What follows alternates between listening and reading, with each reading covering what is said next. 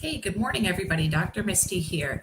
I wanted to speak with you quickly about how to listen to what your body's needs are, and how you can determine what it is that your body is saying to you, the ways it communicates with you, and just how to create more awareness with your health. Okay, so as many of you know, there are a multitude of different pillars to our health: emotional, mental, physical, spiritual.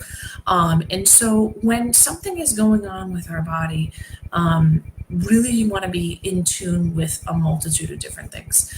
This is something that I see patients come in with when a lot of times I'm asking them questions, and they have to think hard about certain things because either they're not actually in their body throughout the day, which sounds a little strange, but what I mean is they're not attuned to what's going on. They're not attuned to the sensations or the feelings or the emotions, or they just have that lack of awareness factor. Okay. So the biggest thing that I can teach you guys and how I can help you is to teach you how to gain more of that awareness. Okay. Because that will give you so much information on how to help yourselves. I put a lot of stuff up about self-healing and taking responsibility for your health, but to be honest, there's some people who don't understand how to do that, or where to start with that, and what exactly they need to do. Okay. So a couple things that we can tune into is obviously our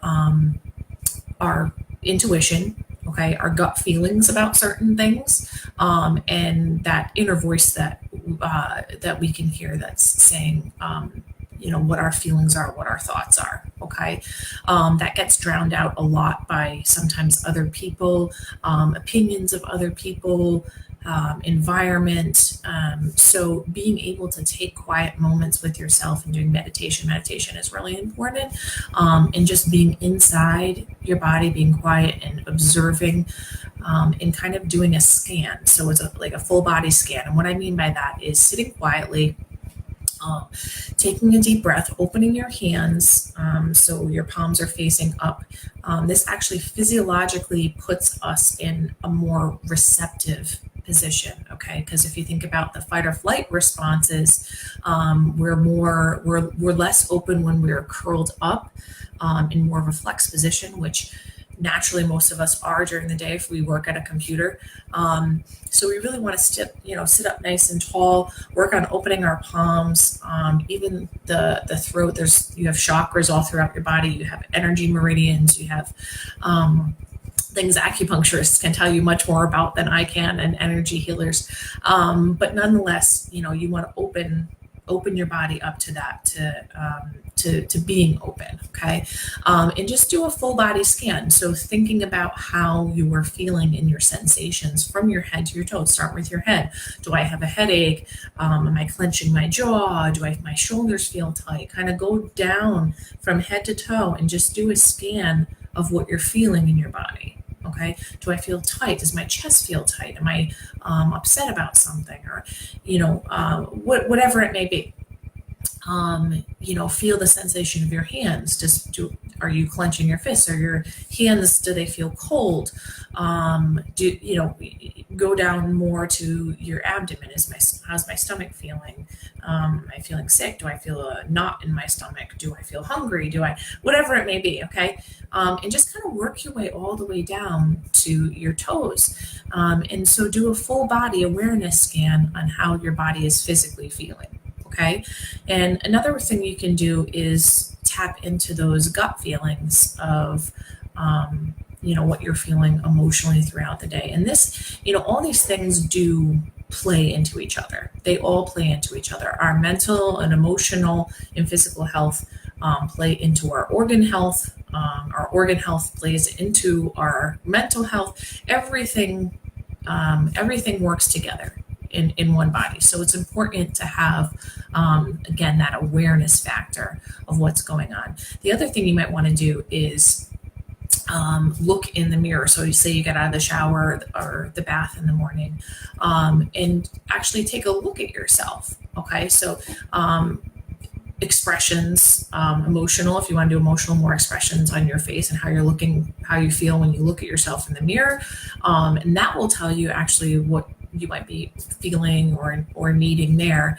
But also looking at your skin. Okay, so our skin can tell us a lot, and not for self-diagnosing purposes, but okay, oh I'm really pale, my skin's really dry, whatever it may be. Oh, my skin's really red. I have more acne, things like that. These are all indications that something with our health is amiss. Okay, those little things. So if you have eczema, anything like that, and you just be aware of it. You don't have to judge it. You don't have to do anything else, but just create awareness. Once you have that awareness, then you can start to shift into working on those things. Okay. So for instance, you're doing a body scan, and you notice you're feeling a little bit of chest tightness or something, and you check in with that. Oh, what am I feeling nervous about? Oh, I have to give a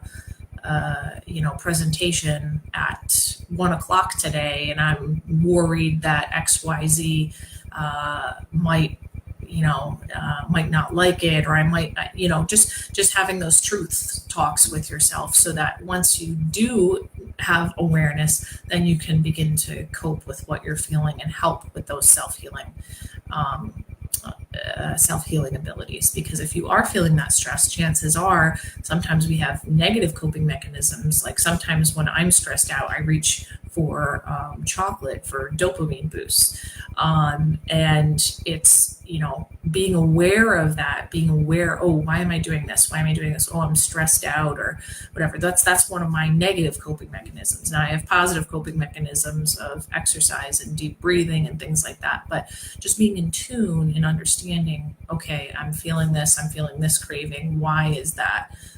Because I'm stressed about XYZ. Okay, well, let's cope with what's really going on, because just because I'm stressed with XYZ over here, now I'm feeding myself unhealthy foods to try and cope with the emotional, and now that's affecting my physical health. Okay, so again, it all ties together. So again, going back to the beginning here, awareness, full body scan, looking at yourself in the mirror, looking in your face, and looking at your skin can be three big pieces of awareness that that you can use in order to help yourself heal. A couple other ones would actually be, a lot of us do this, and I know it sounds really silly and kind of icky, but urine and defecation are actually huge indicators of health and gastrointestinal issues. So whether or not you're having regular bowel movements, or you're having chronic diarrhea or constipation or whatever it may be, if your urine is really dark, that signals that you're dehydrated. Okay, so all these things, having awareness of our bodies and what's going on, are such great tools in giving us information about our health and our bodies. Okay, so awareness is key. Just check in, at least give yourself, even one thing you can do besides taking time for yourself to meditate or doing an awareness body scan, is setting an alarm 3 times a day, maybe in the morning, in the evening, and right in the midday, and kind of check in with yourself. You can set an alarm right on your phone and just do like a minute or two of either body scan and emotional scan, intuitive scan, because that will give you so much information. Because without that information and that awareness, we can't do anything with it. We can't help it unless we know about it, right? So again, I hope that gives you some value today on how it is that you can begin the process of self-healing and things you can do to take charge of your own health. Okay, thanks so much for joining me, and I'll see you on the next live.